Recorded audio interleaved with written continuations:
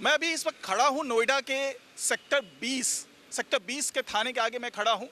यहाँ पे ये कहा जा रहा है कि रोहित रंजन जो कि जी न्यूज़ के पत्रकार हैं, उनको यहाँ पे रखा गया है, हिरासत में रखा गया है, ऐसा कहा जा रहा है। हालांकि आज जो घटनाक्रम हुई है, जो घटनाक्रम आज देखा जा रहा है, ये वाकई लोकतंत्र के चौथे स्तंभ के साथ खिलवाड़ है। साथ ही खिलवाड़ है उन कानूनी प्रक्रिया के साथ में जिसका पालन करने की का शपथ जो है किसी भी राज्य के मुख्यमंत्री लेते हैं। लेकिन जब इस तरह की घटना होती है, जब इस तरीके से लोकतंत्र के चौथे स्तंभ के ऊपर सवाल खड़े किए जाते हैं, उसको दबाने की कोशिश की जाती है, तो ये सवाल उठना लाजमी हो जाता है कि क्या जो शपथ उस मुख्यमंत्री ने लिया, जो शपथ उस सरकार ने लिया, क्या वो अपने शपथ को भूल चुका है? क्या वो मनमानी करने पर उतारू है? क्योंकि छत्तीसगढ़ की पुलिस जिस तरीके से सुबह पहुंचती है इंदिरापुरम में, गाजियाबाद के इंदिरापुरम में एक सोसाइटी में जहां रोहित रंजन रहते हैं, वहां सुबह के 5 बजे छत्तीसगढ़ की पुलिस पहुंचती है, सादी वर्दी में पहुंचती है। वहां के जो सिक्योरिटी गार्ड हैं, वहां के जो प्रशासनिक पदाधिकारी होते हैं किसी सोसाइटी के, हाउसिंग सोसाइटी के, बिना उनको इत्तला किए हुए, और जब सिक्योरिटी गार्ड उन्हें रोकने की कोशिश करता है, क्योंकि आप सादी वर्दी में, आप पुलिस हैं, गुंडे हैं, क्या हैं, इसका पता नहीं चलता। सादी वर्दी में आप आते हैं और आकर के रोहित रंजन जैसे प्रतिष्ठित पत्रकार को उसके घर से उठाने की कोशिश करते हैं, उसको गिरफ्तार करने की कोशिश करते हैं।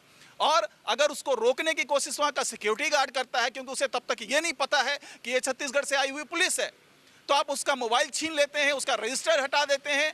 और जब सिक्योरिटी गार्ड कहता है कि आप RWA से परमिशन ले लीजिए, अगर कुछ करना चाह रहे हैं, अगर आप पुलिस हैं तो RWA से परमिशन लीजिए, वो परमिशन नहीं लेती है पुलिस, और जाकर के वहां गिरफ्तार करने की कोशिश करती है। और सबसे बड़ी बात ये कि छत्तीसगढ़ पुलिस जो वहां पहुंचती है इंदिरापुरम में, वो भी एक कानूनी प्रक्रिया होती है कि अगर किसी दूसरे राज्य का पुलिस किसी दूसरे राज्य में आकर के कोई कार्रवाई करना चाहता है, तो उसे पहले उस राज्य की पुलिस से इजाजत लेनी होती है, अनुमति लेनी होती है, उन्हें इत्तिला करना होता है, उसके बाद कोई कार्रवाई कर सकते हैं।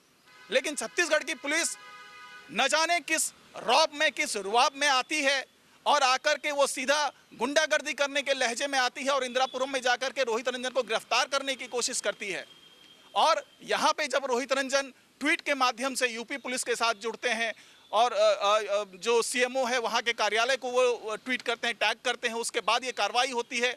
और जो गाजियाबाद पुलिस है वो वहाँ पहुँचती है और इंटरफेयर करती है कि भाई इस तरीके से आप नहीं ले जा सकते।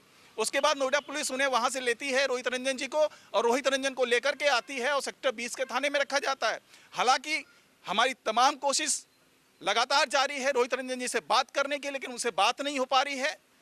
पुलिस हर खबर को छुपा रही है। पुलिस ये नहीं चाहती है कि रोहित रंजन तक किसी की पहुंच हो, मीडिया की पहुंच हो। हालांकि इसके पीछे मंशा क्या है ये अभी साफ नहीं हो सकता है। कोई कानूनी प्रक्रिया हो, कोई कानूनी अड़चन हो जिसके कारण रोहित रंजन से मुलाकात नहीं हो पा रही है। लेकिन ये देखना बहुत दिलचस्प होगा कि क्या कोई निर्वाचित सरकार इस तरीके से लोकतंत्र के चौथे स्तंभ पे मनमानी करती है, वार करना चाहती है, उसको दबाने की कोशिश करती है, क्या ये जायज है? ये वही कांग्रेस सरकार है, वहाँ भूपेश बघेल की सरकार है, कांग्रेस की सरकार है। ये वही कांग्रेस वाले हैं जो राहुल गांधी को मामूली ईडी के लिए पूछताछ के लिए ले जाया जाता है। उनकी कोई गिरफ्तारी नहीं होती है राहुल गांधी की, उनको केवल पूछताछ के लिए ईडी वाले लेके जाते हैं, या ईडी से सम्मन आता है और राहुल गांधी खुद जाते हैं उनके कार्यालय में, तो पूरे कांग्रेस के कार्यकर्ता, तमाम बड़े नेता, मुख्यमंत्री तमाम दिल्ली में जुटते हैं और सत्याग्रह करते हैं।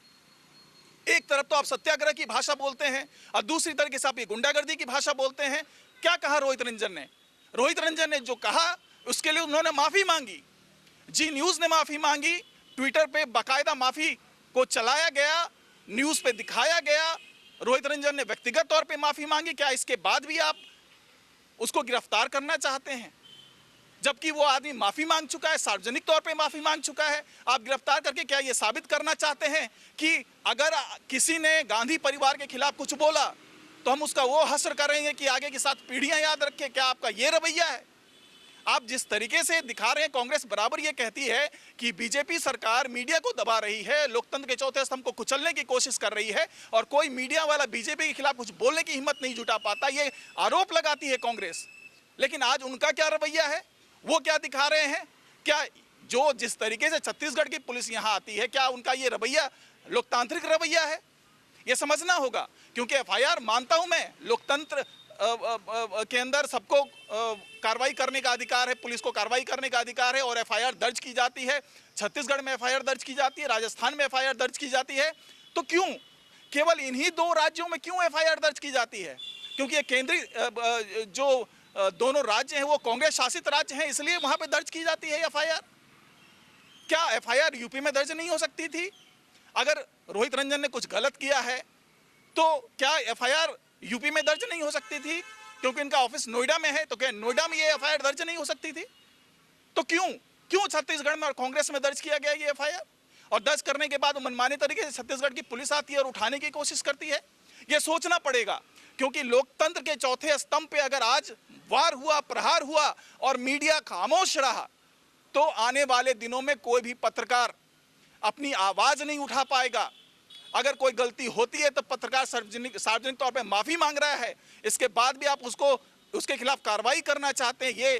ये इस तरह की कार्रवाई, ठीक है, कानूनी कार्रवाई हो सकती है, कानून कार्रवाई कर सकती है, लेकिन एक कानूनी प्रक्रिया होती है। कानून के तहत जिस तरीके से कार्रवाई होनी चाहिए वैसी होनी चाहिए, या इस तरीके से कार्रवाई होनी चाहिए कि किसी और स्टेट की पुलिस आएगी और उठा करके घर से ले जाने की कोशिश करेगी?